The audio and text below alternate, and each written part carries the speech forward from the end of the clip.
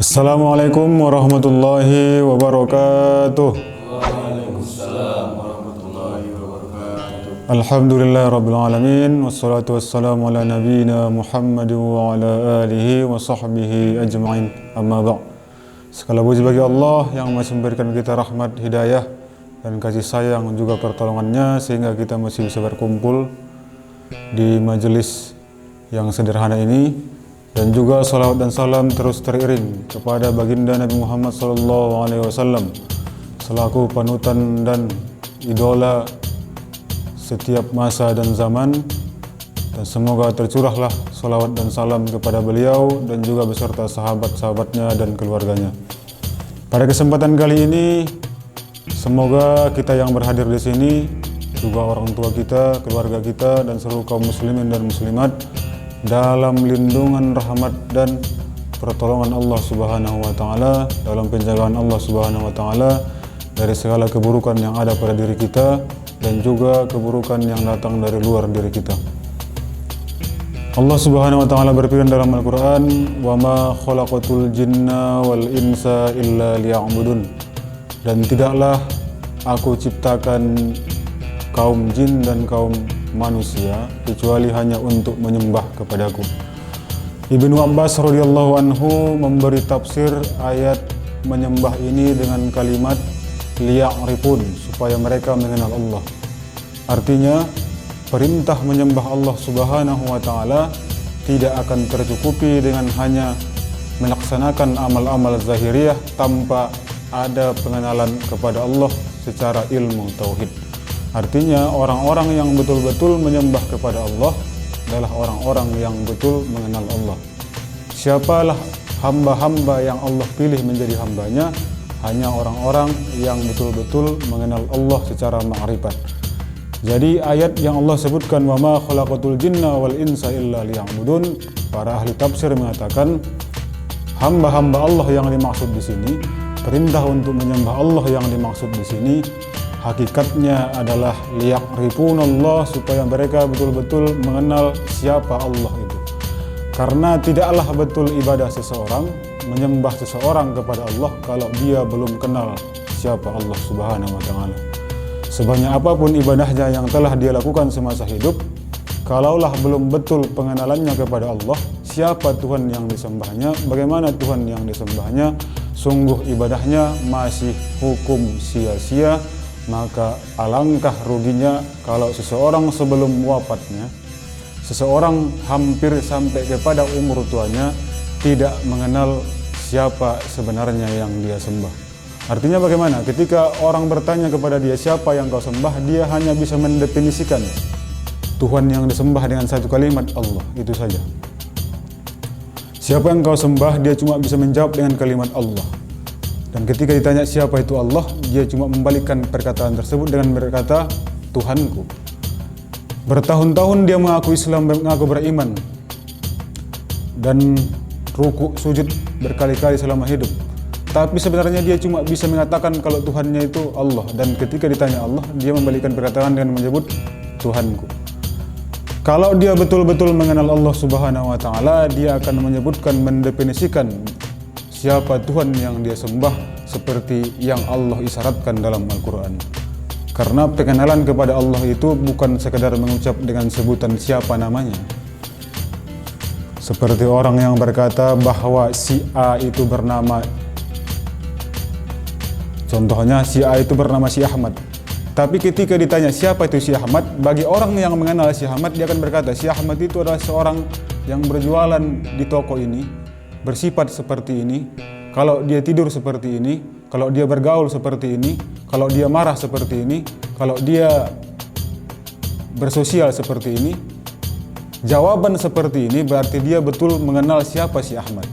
Tapi bagi orang yang menjawab si Ahmad ialah si Ahmad, si Ahmad ialah si Ahmad, berarti dia tidak mengenal siapa si Ahmad. Karena dia cuma bisa mendefinisikan bahwa si Ahmad itu dengan namanya saja, mutlak. Artinya berarti dia belumlah bisa menjadi seorang yang dekat dengan si Ahmad kalau dia mengatakan siapa itu si Ahmad hanya bisa menjawab dengan kata Ahmad juga. Artinya seberapa banyak pun amal seseorang di dunia, seberapa banyak pun apa yang dilakukan yang menurutnya ibadah kepada Allah di dunia, kalau pengenalannya tidak ada kepada Allah secara makrifat dan tauhid, dia belum dikatakan seorang hamba Allah. Dan dikhawatirkan di akhir hayatnya setan akan mudah menggodanya dan mensesatkannya sehingga dia su'ul khatimah. Makanya para ulama kita mengatakan tiada ilmu yang paling berharga di dunia kecuali ilmu tauhid.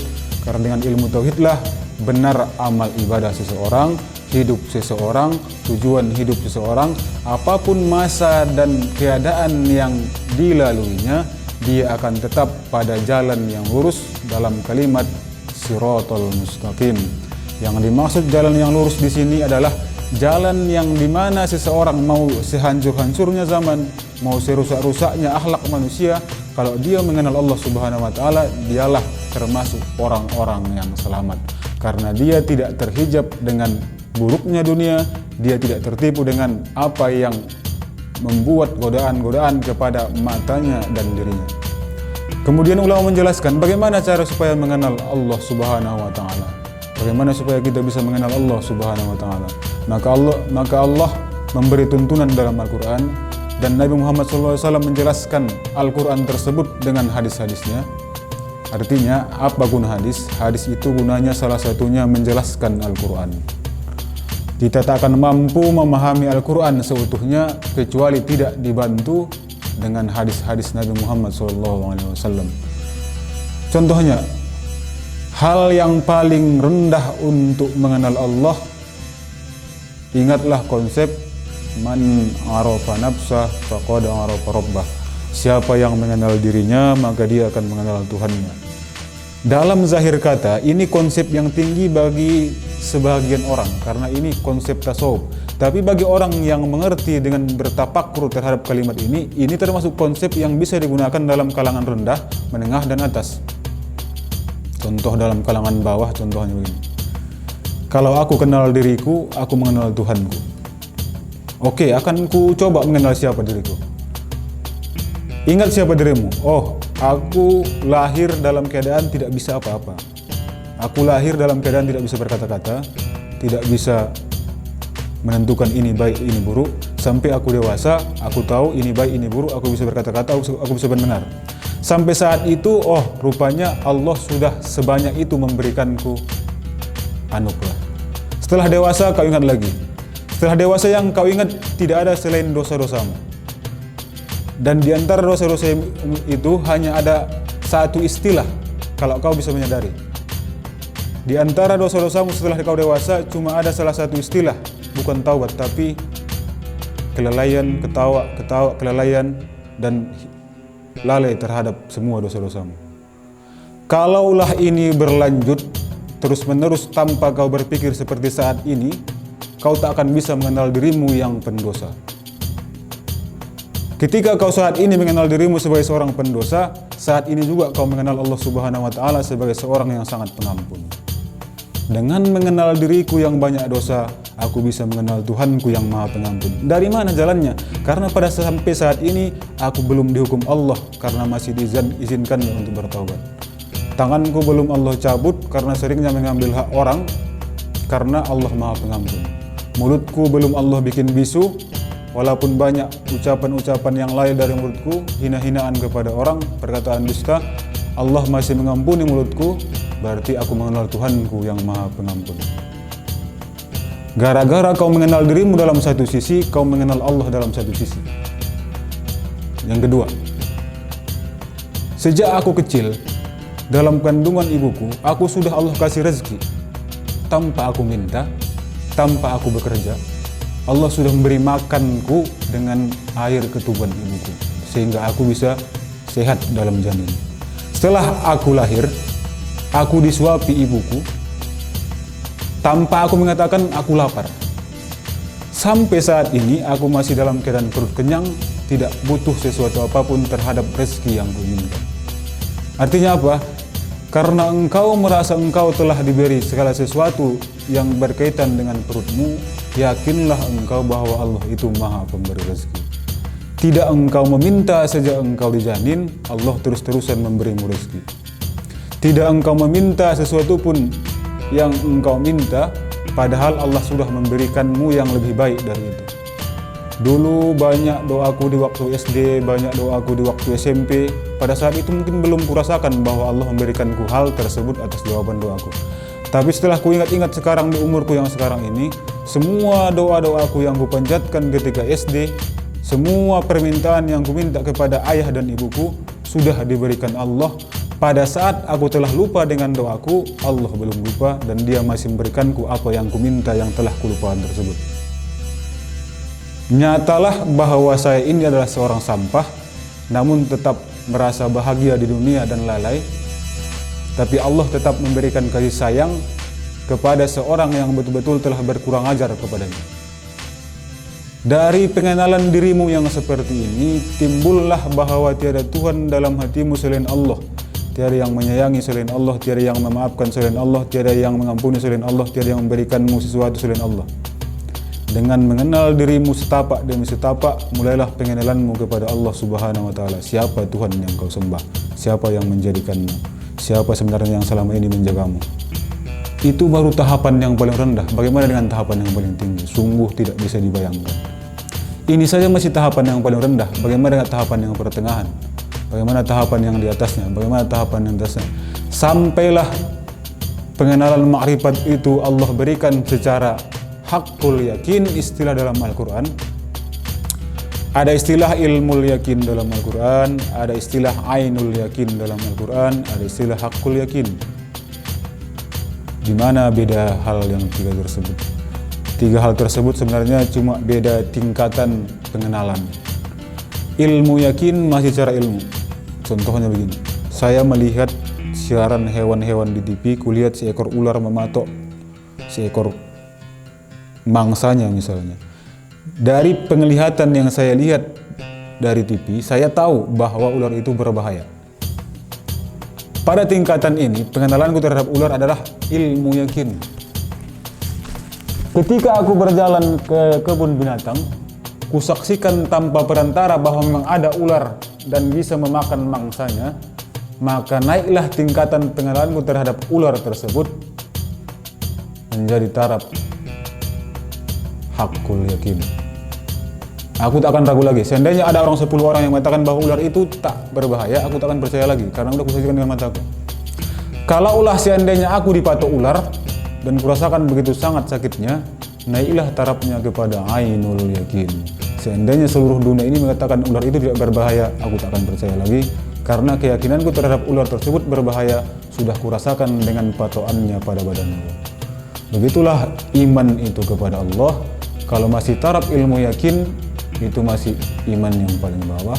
Cuman kita terus terang saja, pada taraf ilmu yakin saja orang sekarang hampir tidak ada.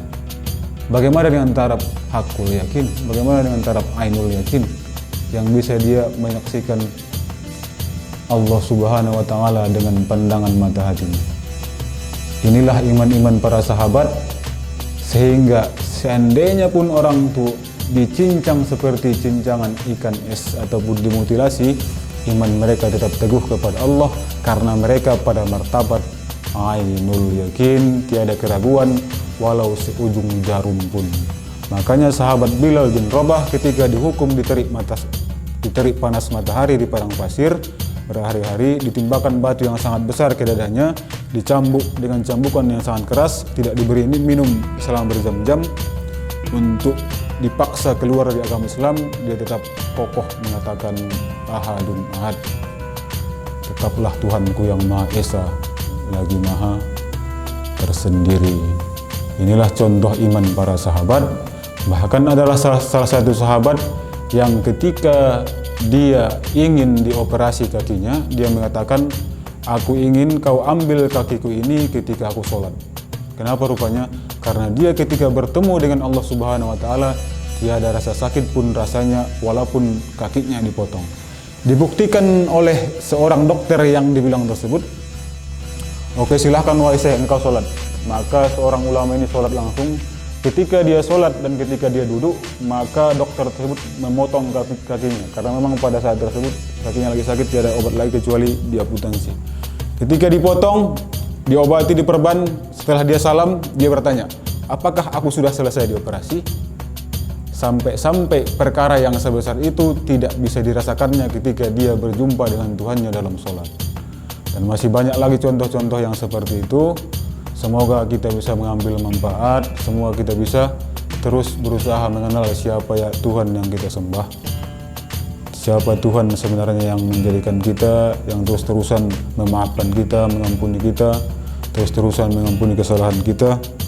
Kalau seandainya tidaklah karena maaf dan ampunan Allah, sungguh tidak ada lagi yang tinggal dari diri kita kecuali hanya sedikit. Kenapa? Karena tidak ada dari ujung rambut sampai ujung kaki kita yang tidak diliputi dosa. Dan kalau seandainya Allah membalas dengan satu balasan setiap dosa, maka habislah seluruh jasad lahir dan batin kita. Jadi yang tinggal dari diri kita sekarang cuma ampunan dan rahmat Allah. Tidak ada kelebihan kita apa-apa, tidak ada keunggulan kita apa-apa. Kita hidup sampai sekarang ini cuma karena ampunan dan rahmatnya. Kalau bukan karena ampunan dan rahmatnya, kita sudah dihancurkan dan habis binasa karena balasan dari keburukan-keburukan yang dilakukan anggota badan kita, baik yang lahir maupun yang batin. Kepada semua saudara-saudaraku yang ingin bertanya ataupun yang ingin menanyakan penjelasan dari yang telah kita sampaikan, kami persilahkan dengan sepenuh hormat. Jadi Ustadz, ada pertanyaan, apakah kita bisa mencapai derajat ainul yakin tanpa melalui jalan thariqah? Itu ya Ustadz. Ulama kita mengatakan isyarat atau simbolis dari syariat thariqah dan hakikat ini dengan sebuah gambaran. Syariat itu adalah perahu, sedangkan thariqah itu adalah lautan, dan mutiara yang ada dalam laut itu adalah hakikat. Artinya, memahami thariqah itu tidak boleh dipisahkan dari syariatnya. Artinya, tak mungkin seseorang bisa menyelam ke laut tanpa ada perahu yang mengantarkannya ke tengah lautan. Thariqah itu adalah cara atau metode yang mengikut Nabi Muhammad SAW secara sanad dan silsilah yang dibawa oleh ulama-ulama kita. Walaupun apa istilah dalam thariqah-thariqahnya yang banyak yang muktabar dalam negara-negara Islam, thariqah ini adalah metode yang mengkhususkan bagaimana kita mengamalkan syariat secara sempurna sehingga kita mudah masuk dalam pengenalan kepada Allah dan sampainya kepada mengenal Rasulullah SAW. Artinya, kalau ada pertanyaan, apakah orang yang tidak berthariqah bisa sampai kepada Allah dalam pengenalan ainul yakin atau haqqul yakin? Jawabannya bisa iya, bisa tidak. Kenapa? Karena thariqah itu bukan syarat wajib mutlak seseorang bisa sampai kepada Allah, tapi hampir 90% itulah jalan yang dipilih oleh hamba-hamba Allah sehingga sampai kepada ma'rifatullah dan taraf ainul yakin. Kenapa? Karena pada dasarnya thariqah itu adalah cara mengerjakan syariat secara sempurna dari pengamalan batin dan zahir. Jangan dianggap syariat itu adalah bagian yang berbeda dari thariqah. Salah. Thariqah itu adalah cara mutlak mengamalkan syariat yang dibawa Nabi Muhammad SAW, baik syariat secara zahir, baik syariat secara batin. Contohnya, dalam thariqah dikhususkan membersihkan batin supaya amal-amal zahir ini mulus berjalan kepada Allah Subhanahu wa taala. Contohnya, orang yang senantiasa mengerjakan sholat dengan tidak ikhlas ataupun khusyuk batinnya tidak diterima Allah. Dengan dia berthariqah, dalam thariqah ini diajarkan materi-materi supaya bersihlah batinnya, bersihlah hatinya, dululah dia dalam maqam khusyuk dan ikhlas, diterimalah salatnya. Artinya apa? Dengan berthariqah baguslah syariatnya. Dengan bersyariat tanpa thariqah bisa dibilang sia-sia kalau di akhir zaman ini. Kenapa? Karena hampir dalam syariat orang awam yang dipelajari hampir tidak membahas bagaimana cara membersihkan batin, bagaimana cara maqamat-maqamat batin seperti tawakal, ikhlas, khusyuk, takut kepada Allah, yakin kepada Allah, berserah diri kepada Allah, lurus kepada Allah. Karena maqamat-maqamat batin ini sering dibahas dalam thariqah yang membawa ajaran-ajaran tasawuf yang bersumber dari Nabi Muhammad SAW, maka sangat besar harapan bahwa pengenalan dan jalan itu memang ada dalam thariqah kepada Allah. Kenapa? Karena dia ada konsentrasi dan fokus membersihkan batin lebih dahulu. Kemudian untuk melanjutkan pertanyaan tadi, apabila seorang yang tidak mengambil thariqah, bagaimana dia supaya sampai kepada Allah? Yang pertama, dia harus betul-betul menuntut ilmu agama, disiplin yang 3 yang diperlukan, yaitu tauhid, tasawuf, dan fikihnya. Setelah dia ahli dalam hal tersebut, dia mencari guru untuk tazkiyatun nafsi, membersihkan akhlak-akhlak buruk yang ada pada dirinya. Kemudian dia boleh mengamalkan amalan apa saja yang sudah dia ketahui, terkhusus membanyakkan zikrullah dan juga bersolawat kepada Nabi, dan juga amal-amalan sunnah yang lainnya, sehingga Allah memberikan setapak demi setapak pemahaman dan pengenalan terhadap Zat Allah yang Maha Agung, sifatnya yang Maha Tinggi, namanya yang Maha Suci, dan juga pengenalan kepada siapa sebenarnya Sayyidul Wujud, Sayyidina Muhammadur Rasulullah Sallallahu Alaihi Wasallam. Pada kesempatan kali ini kurang lebih kami mohon maaf.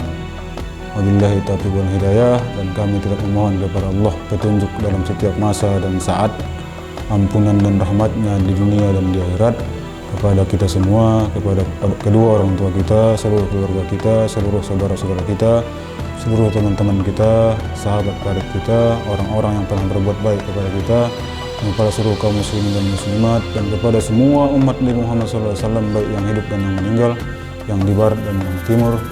Sesungguhnya Allah Subhanahu wa taala sangat menyayangi umat Nabi Muhammad karena kasih sayangnya kepada Nabi Muhammad SAW. Astaghfirullahaladzim li wa li walidayya wa li sa'iri ahli wa ikhwani wa lil mu'minina wal mu'minat wal ahya'i wal amwat wa la hawla wa la quwwata illa billahil aliyyil azim. Wassalamu alaikum warahmatullahi wabarakatuh.